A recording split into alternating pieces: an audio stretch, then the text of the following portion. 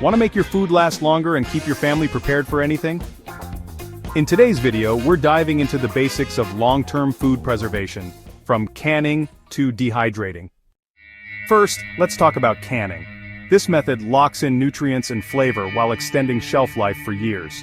Start with high-acid foods like fruits and tomatoes, or use a pressure canner for low-acid options like vegetables and meats. Next up is dehydrating. Removing moisture prevents bacteria growth and keeps food lightweight, perfect for storage or camping. Use a food dehydrator or your oven at low heat. Popular choices include fruits, vegetables, and even jerky. Don't forget storage. Keep your preserved foods in a cool, dark, and dry location to maximize their longevity. Label each item with the date so you can rotate your stockpile effectively. These techniques are cost-effective, sustainable, and essential for any prepper. Hey, if you like this video and want more info on this topic, click on this video here. You can also get more life-saving information at isurvivethrive.com. And of course, don't forget to subscribe to our I Survive Thrive YouTube channel. Check the description below this video for helpful links.